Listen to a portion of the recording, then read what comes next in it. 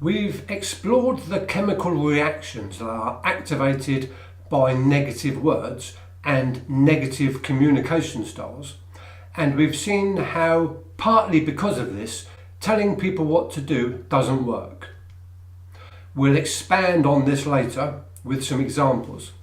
But remember, not only is direct advice ineffective in motivating people to change, it actually reinforces their resistance.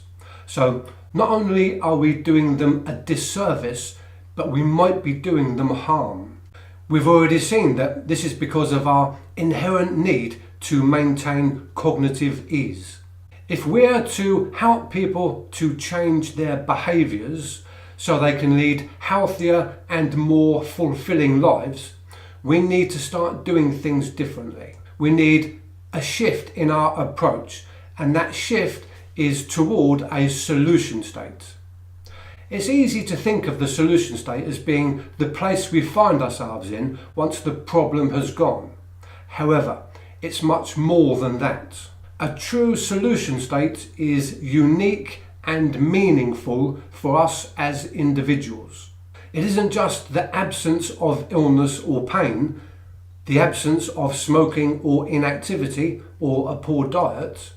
It's about the presence of the things that we value and that have meaning to us. So it isn't just about the fact that we're now pain-free, or we're managing our diabetes, or we're slim, or we no longer smoke.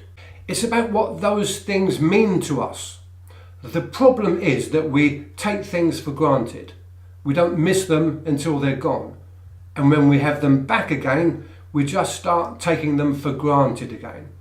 This is especially true of health. Someone with low back pain wants to get back to their previous life, and they recognise that in order for this to happen, this condition is going to have to be treated. Motivation then is targeted toward resolving the pain, and how this can best be achieved. Painkillers, manual therapy, acupuncture, and all sorts of other treatments might be considered. We could say that the individual is motivated to be rid of the problem. In other words, it's a problem-focused motivation. Most health and fitness practitioners have the same focus for their motivation: getting rid of the patient's problem. For this to happen, the patient has certain responsibilities. Attend the treatment regularly and follow advice. This then becomes the practitioner's motivation: to have the patient adhere to treatment so they can get better, although neither of them have specifically defined what better means. And herein lies the problem. Motivation can be oriented in one of two ways: away from and toward. Both have their benefits, but on the whole, toward motivations are much more solution focused than away from motivation. Imagine you have a presentation to give. You could be motivated away from the embarrassment of doing a bad job, or you could be motivated toward doing a good job and all of the positive feelings associated with it.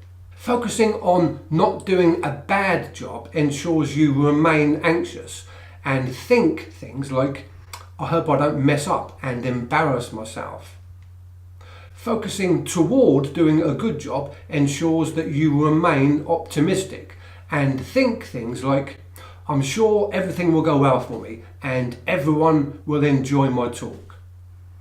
Remember, negative language activates powerful chemical reactions in our brains that strongly influence our emotion, our motivation, and our behaviour. In this example, away from motivation is focused on the problem, the bad job, whereas toward motivation is focused on doing a good job. I'll let you decide which approach will work out best. Problem-focused approaches to behaviour change and treatment adherence take us away from the problem, and if successful, we become better. The focus, and therefore the motivation, is placed firmly on the target behaviour. Solution-focused approaches begin by developing the meaning of better in terms of values, ambitions and aspirations. Being better is a taken for granted concept because it hasn't been developed and defined. It hasn't been connected to the things of value in an individual's life. Most importantly, there's no emotional attachment to the concept of being better. Remember, emotions drive behaviour. Think of it like this. A goal with no emotional value is like a day without sunshine. Emotions illuminate values and aspirations, bring meaning to ambition, and activate the dopamine reward system.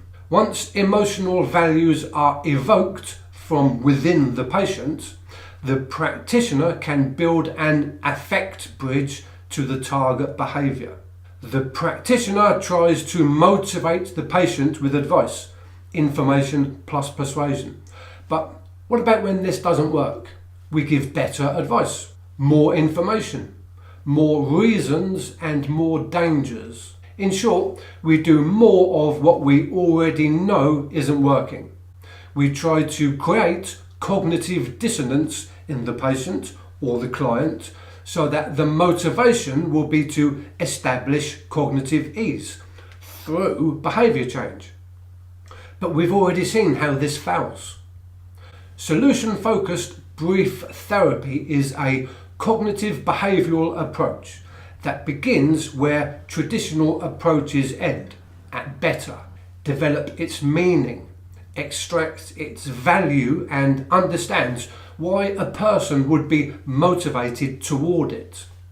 The solution state is established early on and developed throughout the treatment. In a sense, it starts at the end and works backward. It's a brief intervention that, by definition, makes it a useful approach to integrate into other disciplines. Solution-focused approaches aren't add-ons to the practitioner's tools, rather they're complementary to them. Before we look at how we go about establishing a solution state with a patient or a client, I want to show how this contrasts with a problem state approach.